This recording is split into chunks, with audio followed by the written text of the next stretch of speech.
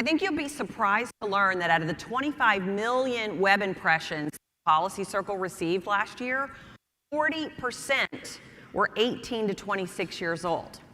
So young people are hungry for good information. They want to dig in and learn the facts. And so I think we all really need to be cognizant of how important it is to talk to this generation and listen to this next generation. So when we talk about empowering them, I think it's incredibly important that we're passing a torch. We're investing in the continuity of American exceptionalism. Right? It's about instilling our values of personal responsibility, innovation, and a solutions-oriented approach to leadership. We want to equip this next generation to become architects of their success and contributors to the nation's greatness. Here to help us understand how to engage with younger generations, understand how we turn their outrage perhaps into optimism, even when you don't agree, we have the fantastic Rikki Schlott. She is a New York City-based journalist, a political commentator. She's the co-author of the new must-read book, Canceling of the American Mind, with our friend at FIRE, Greg Lukianoff. She's a columnist at the New York Post, a host of the Lost Debate podcast. Add that to your podcast list, and a former research fellow at FIRE. So let's bring Rikki Schlott to the stage. So excited to hear from her. Thank you. So glad to have you. Hi, everyone. So people often ask me to explain Gen Z to them as a 23-year-old older Zoomer. Sometimes they're educators, sometimes they're politicians, but more often than not, they're parents. So many of them seem baffled by the children that grew up under their own roofs, but that they seem to somehow not fully know. I'm at the cutting edge of a generation that is now breaking into adulthood. And we're reflecting on childhoods that were marked by anxiety, technology, and dysfunction. And as such, I've managed to become the sort of self-appointed mediator between Zoomers and Boomers. And so I'm here in that spirit to tell you about us, Gen Z, who were born between roughly 1997 and 2012, and how you can reach us. While I'm generally skeptical of sweeping generational commentary, let me tell you that Gen Z truly is different. From iPhones to social media to a global pandemic, we've grown up in an entirely alien world from our parents. First, let me say I understand why we're so confusing. Our habits are weird. We grew up with iPhones as appendages. I got mine at 10. We spent hours under our parents' roofs, mentally immersed in an online world, talking to strangers. We developed tastes thanks to influencers and online trends rather than our peers. I would also say our personalities are a little bit weird. As digital natives, we honed many of our social skills online. And we have the idiosyncrasies of a generation that lost formative years to a pandemic and missed out on a ton of rites of passage. Our communication style might also be a bit confusing. We send baffling emojis, and we also might be completely derailed by an email if our boss ends it with a period and not an exclamation point. Our politics are also a little weird. We grew up in one of the most polarized eras of American politics. Most of us can't remember an election in which a plurality, if not majority, of Americans felt that they were compromised with either choice. The Thanksgiving tables of our childhoods were torn apart by partisanship. We're also known for our tendency to fall down rabbit holes and glean our beliefs from YouTubers and TikTok influencers. Think Andrew Tate. That's given some of us a tendency towards extremism and an ability to live in completely disparate universes. Since war broke out in the Middle East this fall, I've seen parallel realities unfolding on the Instagram stories of peers I once shared the very same classroom or even friend groups with. And when it comes to Gen Z, even our demographical breakdown is unusual in the scheme of human history. Half of us are non-white, 1 in 5 are LGBT. Never before in the scheme of humanity has such a diverse group of people shared a national identity. So, in all, we're fairly strange skepticals in the scheme of things, and we also have a knack for sapping hope for the future. If you're worried about Gen Z, I don't blame you. We're largely disillusioned with the values and institutions that underpin a healthy society. We inherited a post-hope world stripped of what matters. All things that have traditionally made life worth living, love, community, country, work, faith, family, have been debunked. Some of the things I hear from peers: on love, monogamy is so outdated. On community, I have enough friends online.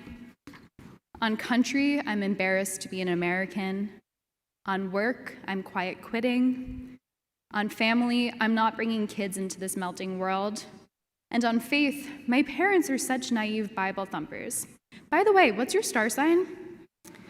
Stripped of everything, Zoomers desperately grasp for unsatisfying substitutions. And naturally, the snake oil salesmen have circled. Do you feel isolated? How about a scroll at the cooler things all your friends are doing on social media from the comfort of your bed? Are you struggling in love? How about a dating app with endless streams of potential matches to flip through? No promise you'll actually get a response, though. Are you lacking positive role models? Here's an influencer live streaming her makeup routine who signs off with "love you guys," or a self-appointed life coach with lots of opinions and no real expertise. Has your faith waned? Hook your identity to a pseudo-religious political ideology. There are plenty of spluttering commentators to pick up from. Are you bored, stressed, thinking too much? How about an algorithmic waterfall of quick-hit content? Hand over the reins of your brain to TikTok and you don't even have to think. It's a tasting menu of the full range of human emotions. Laugh, cry, seethe, repeat, but in the end, feel nothing. These predators are circling purposeless young people, and we're falling for their tricks. This all probably gives a pretty bleak picture of us, and trust me, we actually feel the same. The number of teens who agree with the phrases, "my life is not useful and I do not enjoy life," have doubled in recent years and are now nearing 50%. A third of teen girls have seriously considered suicide. It's now the second leading cause of death among young Americans. It's all so very grim, but that's precisely why older generations can't give up on us or shrug in confused resignation. We need people to stand up and fight back against the snake oil salesmen vying for our attention. So now that all the doom and gloom is out of the way, let me tell you where I see glimmers of hope. And trust me, I do actually see them. Gen Z, to our credit, is fiercely independent, questions everything, and takes nothing for granted. And I actually think that can be a good thing. We've hit record low faith in higher education. That's because we've watched student debt explode, tuition soar, and institutions fail in their mission. Now, nearly 2/3 of young people say they want to pave their own educational path. We question the political status quo because we've only witnessed vicious partisanship. No wonder we're twice as likely as the general electorate to consider ourselves political independents. Many of us refuse to be sorted into bins. We were also the most bullish generation on Biden when he was elected, but we've had the most precipitous drop of approval ratings of any generation after evaluating him in action. Where institutions and leaders fail, Gen Z does actually notice. Less than 10% of us have a great deal of faith in Congress, the news, big tech, or the criminal justice system. Skepticism of everything isn't necessarily a bad thing, so long as we can channel our energy into reform. That's where we need your help. The problem is, Zoomers are adept at tearing things down, but we need to be taught to build back up too, and to identify what's worth preserving. That requires a positive, restorative vision and knowledge of just how profound our inheritance is. I fear that young Americans are not being taught what aspects of our society are worth defending, regardless of your political valence. It wasn't until I took time away from school and read for myself that I realized just how unlikely my freedom is in the scheme of human history. Throughout my schooling at some of the best institutions in the country, from boarding school to NYU, I was never taught why free speech and liberty and pluralism are the lifeblood of a healthy and diverse democracy. Pulling away, dropping out of college during the pandemic, and picking up tons of books, including John Stuart Mill's On Liberty, a personal favorite, that pretty much cured my ignorance to the profoundness of my inheritance of this moment in history. But most Zoomers haven't had that same formative experience. Case in point, less than a quarter of 8th graders can pass a basic civics exam, and history numbers aren't better. Is it any wonder then that 4 in 10 Zoomers say that the Founding Fathers are better described as villains than heroes? How can we expect young people to restore and reform a nation that they know nothing about? How can we expect them to build a better future on a foundation that's that shaky? I've seen so many leaders and politicians alike dismiss Gen Z as a lost cause, too young, too opaque, too confusing to bother with. Listen, I get that we're a challenge, but I think that our markets and our electoral system both incentivize us to lump people together into faceless blobs to be sorted into winnable and unwinnable categories. But we have to break that trend for the most diverse generation of Americans ever. Reaching Gen Z isn't just about selling them a product or winning their vote. It's an existential fight for our futures. Gen Z is silently pining for a restoration of faith in the world around them. We need to be reaching down together as older Zoomers and as older generations alike to young people who've been stripped of everything that matters. It's time to help them regain hope.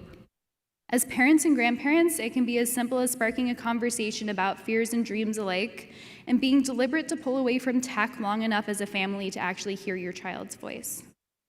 As educators, it can be as simple as not taking for granted the idea that young people have been grounded with foundational knowledge of their civic duty and empowering them with the tools necessary to build a brighter future. As leaders and influencers, it can be as simple as starting a dialogue about solving cultural problems, not just identifying them. In short, Zoomers are prematurely jaded and uniquely pained. Our anxiety and depression rates are a testament to the fact that this is unsustainable. We're begging for a guiding hand to reach out and for meaningful conversations about how we can build a better future. So let's work together to activate my generation. We have skeptical, probing, and independent minds. We just need a restorative framework to unleash them upon. My generation is teeming with unactivated promise. So don't lose your hope in us, because our hope for a better future lies with you. Thank you.